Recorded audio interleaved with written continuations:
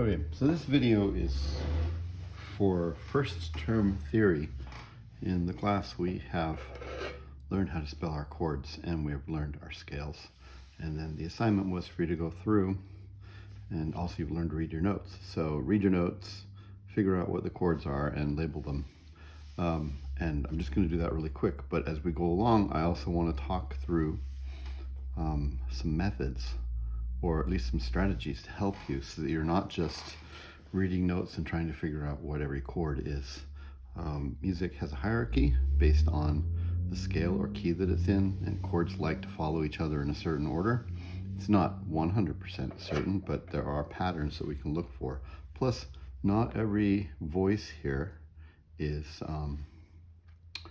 equal in terms of its importance in helping us determine what the chords are. Now, before I do this, I just want to remind you that we played through some of this in class.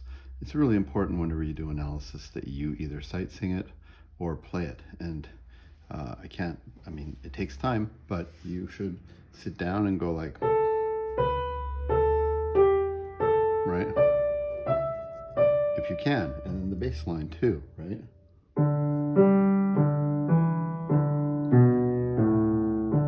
And if you can play keyboard fairly well, you can play all of that together, right? And if you can sing it, that's even better, right? And this is getting out of reach for hands, so I gotta sort of arpeggio this. And sorry, I'm looking in the other direction and I have a pen in my mouth too, right? And then same thing here. Because this is organ music or choir music, right? And then back to here, like that. Okay?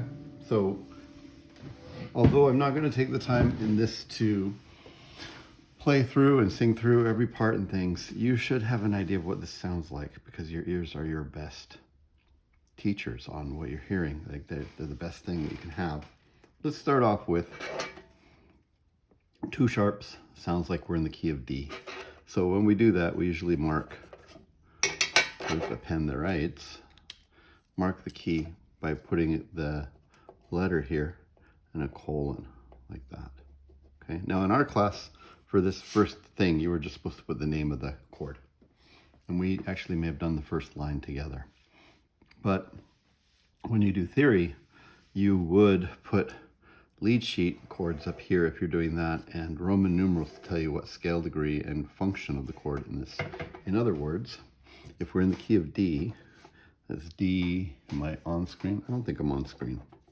D, E, F sharp, G, A, B, and C sharp is my scale, and that's 1, 2, 3, 4, 5, 6, and 7 scale degrees. All right, so I'm going to do both of these down here. First thing you should know is, and think about, is if you're in a certain key or using a certain scale and it's stable in that key, a lot of times the beginnings and ends of phrases are chords spelt on the first scale degree and the fifth scale degree, right? And so if you know that this is a D, F sharp, and A and F sharp because of that key signature, and that this is an A, C sharp, again because of the key signature, and E, and sometimes they put a seventh on it for the 5 chord, and it'd be a G there. Then we go looking for those things at the beginnings and ends of phrases. So here, D, D, F sharp, A. This is a D chord. You put a large D there, or if we were doing Roman numerals, we'd put a 1, because it's on scale degree 1, and a major triad will be an uppercase Roman numeral, okay? And I'll just put this in parentheses. And if we look at the end of the line here as well, there's a D, that's an F sharp, and a D, an A and a D right there. That's another D chord. This is very common for phrases to begin and end with 1 chords and 5 chords.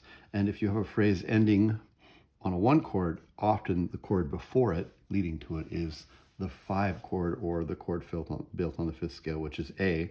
And if we look here, A, C sharp, because of the key signature, A and E, so that's a 5 chord, it's an A chord. Again, it's uppercase, so because it's a major chord, and if we were doing Roman numerals, we put a 5 right there, okay? And we could cruise through here, but I'm just gonna go down and look at the beginnings and ends of each one of these phrases here. See, as we do that, there's a couple tricks you can look at. First off, you don't have to spell from the bottom up and check every time. You can just look for things that are similar. In class, for instance, we noticed that this here is exactly the same as that. So you could respell it, or you could just use your powers of observations and say, that's the same. So is that one right there. They're all D chords, right? This particular voicing of the D chord, the way the notes are arranged, are different than these ones. But it's the same as what's right there. Oh, this is a whole note and this is a half note. It's exactly the same. It's also at the beginning of a phrase, so we expect it to be a 1 or a 5 chord. We get to the end over here. Look, A, C sharp, A, E. That's my 5 chord, right? Which is A, right there. We come over here. This is exactly the same as this. We're using comparative, observation. So that's another A chord, which is 5. And if we look here at the end, it's also the same right there. It's a 5, A chord. Right? So knowing your scale and thinking about the hierarchy of things and knowing that 1s and 5 chords frame up phrases a lot, later we'll give them formal names, cadences, can be really, really helpful. If we look right here, this is different than this, but still has an A, C sharp, E, and an A. It's another A chord, which is 5. I'm just going to check to make sure that's still in screen. Yeah, it looks like it's still in the camera. Then if we get to the end here as well, D, D, F sharp, A, that's my D, it's my 1 chord. So that's really useful. And then anytime we end with a 1 chord, we can probably see a 5 chord before it at the end of a phrase or a cadence. But that's a pretty good start. Let's go looking through things now and give you another thing to think about. The bass line is often the root of the chord. And it's not 100%, but that's the strongest way to voice a chord, so or to sort of make it happen and feel like that chord. So when we read the bass note, G, I would ask myself, is this a G chord? And I know that that's GBD here, which is a major chord, B number 4, which we know is a common chord from the primary triads. And rather than going, what are these notes, and guessing, if I know that it's a GBD chord, possibly, good chance, because the bass line's there, making it a G, and because G is a 4 chord and 1, 4, and 5s are very commonly used, then I will not guess it, I will compare. G, G, B, D. I will confirm that that's a G chord. And if this was a Roman numeral symbol, then we would use a 4 uppercase because it's a major chord. Here is an E. I'm going to say, is it an E chord? That would be a 2 chord. It's also fairly commonly used, but it may or may not. But I will go EGB, right? Spell it, E minor, E, E, G, B. I will confirm it. So this is E minor. When we have a minor chord, we'll put a little M there, or M-I-N even, to differentiate from the major chord. And this is 2, and since it's minor, we'll use lowercase Roman numeral, okay? Here we are, we've got a B chord. Is it a 6 chord? Is it B right there? Maybe. That would be B, D, and F sharp because of the key signature. Let's confirm. B, D, F sharp, D. Yep, it's a B chord. It's B minor because B, D, F is diminished. Raise the 5th with the sharp on the 5th. B, D, F sharp is minor. And this would be 6 on the scale degree, like that. And we'd use lowercase because it's minor. And we can just keep going and do this kind of thing. Now, sometimes it's better just to stay compartmentalized here. But if you're trying to do things quickly, take a look here. See this right there? That's the same right there. Comparing is an important skill and habit to have. That's a 4 chord, which is, oops, I've done this backwards. I'm used to doing it. It's a G right there, like that, right? See that right there? Okay. And this right here is the same as this, right? And I'm just going and scanning this for D's first off and A's. So D, D, D, D, A, F sharp. This is a D chord. It's a 1 chord. That's a D chord. That's a 1 chord, right? Okay. Now let's check out these other ones. Let's check out this one right here. E. Before, when we saw an E, we thought, is it a 2 chord? E, G, B, E, C sharp. not. It's not going to be, right? And then A and E. So now we can play some guessing. It's coming before one chord. It might be an A chord because 5 likes to go to 1. This is progression rules. It could be any number of chords, but let's just check this out for a minute. Let's see, is it a 5 chord? A, C sharp, E, and E. It is in fact another A chord, right? Okay. Here, is this, by the way, this looks very similar to this, except this note is doubled and that one's not right there. Okay, between these chords. Is it an F sharp chord? That would be number 3. Now, with more experience, you'll find out that 3 chords are more rare. Okay. The other thing is, it doesn't always have to be the root of the chord. The next most common note, if it's not the root, is the 3rd. My guess is, well, I know the piece, but my guess is that this is not a 3 chord. It's not common to have many 3 chords. It's probably the 3rd of the D chord, right? But we'll double check it. Is it an F chord? F, A, C, F, A, D. That doesn't work, but D, F, A, D, F sharp, A does work. That's just another D chord. It's been turned upside down. It's inverted. And then this is a D, F sharp, D, and A. So that's another 1. There's an ubiquitous number of 1 chords here because reinforces the whole reason being in the key is, you know, to say we're in the key of D. Let's do our next line right here. It's not always going to be cut and dried and easy, but we can check it out. It's got a D and a D and an A and F sharp. And you notice it's exactly the same as that one right there, looking cross lines. So that's another D chord, which is a 1. This here looks exactly like that, right? The F sharp's in the bass, but it's D, F sharp, A, and D, right? That's another D chord right there. This looks exactly like that. And you might be saying, well, how do you know that so quickly? One is to be observant and looking for it. And, you know, after a while, you get more experience and you see these, you recognize them, right? You see them as patterns. So there's a G chord, and that's my 4 chord right here. This one looks exactly like that, right? I'm not saying you can always look across the music and not have to just go from the ground up and say, what is this, and figure it out. But it never hurts to look. Okay, here's another with the E in the bass, and it's got an E and an E and a G. So it's not, it could be an E, G, B, but there's a C sharp. You might be tempted to think, well, if it's not the E minor chord, is it this one again right here? But this has an A in it, and this has a G. This is a different chord. We need to probably spell it out. E, E, G, and C sharp.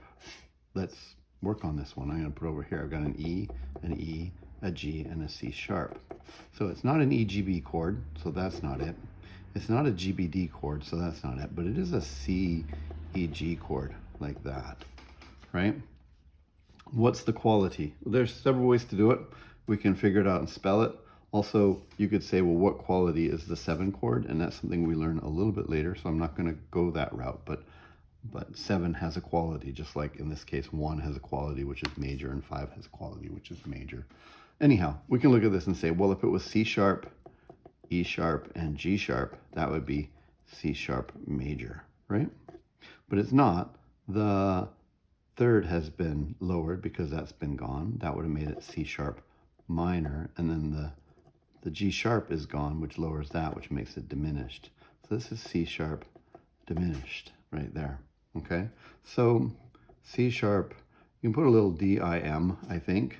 There are other symbols for diminished, including a degree sign. We won't worry about that right now so much, but if you were doing chord progressions, you lowercase and you put the degree sign on there to tell you it's not minor, but it's diminished. That's my 7 chord, 7th scale degree, okay? This here, that looks an awful lot like that one right there, right? D in the bass, check it is a D chord right there, okay? Finally, last row, I'm just gonna kick this up so it's easier to see even if we lose the top. A, you get to learn that 5 chords like to go to 1 chords.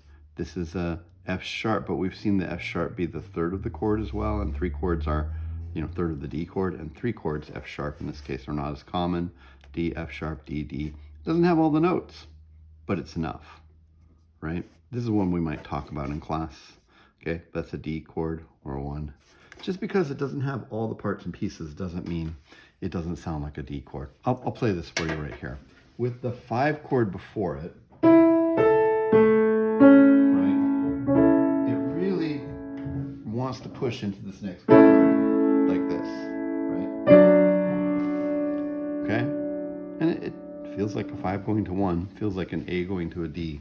Even though this is missing the A, there's enough there. Kind of like if I said to you, knock, knock, and you said who's, and you stopped, I would know that you're supposed to say who's there. Or if you were, I don't know, like if you were a fossil hunter and you're digging up dinosaur bones, it's very rare to find a complete skeleton. You'll find parts and pieces, but once you have enough of them there, they tell you what kind of dinosaur it was, and then and even the size and stuff like that, enough to give you the species and the size of the dinosaur, even if it's not all there. Position, location, that kind of thing, what chord came before it, that can all tell us enough. And these D's and the D and the F sharp is enough, right? Okay, this is another G chord, just like here, just revoiced a little bit so it doesn't have two G's, it has a D instead, but G, D, D, B, G, B, D, right? It's another 4 chord, right? This could be a B chord, B, D, but where's my F? It's not there, it's a G. So it's not gonna be that. Flip it around, G, B, D. It's another 4 chord, right? Okay. This is another G chord, G, like looks very similar, right? G, G, B, D, right? Okay. This is a 1 chord, D, D, F sharp, A, okay? This is an A holding over the whole time, A, C sharp, E, E. That's a A chord, which is 5, right? This is a D chord, D, D, F sharp, and the A is holding over, right? Like this. And we said that this is a non-chord tone there, and we can ignore it. It's a suspension. It sounds really good when you play it from here. Let's see, reaching over, right? So we go from there, and then we go to the D chord right there. And then the next chord, this note holds over and makes a dissonance, which then resolves down to the chord tone, and then finally there. Yeah. So ignore that, it's not part of it. This is an A, C sharp, E, A. It's a 5 chord, right? All right.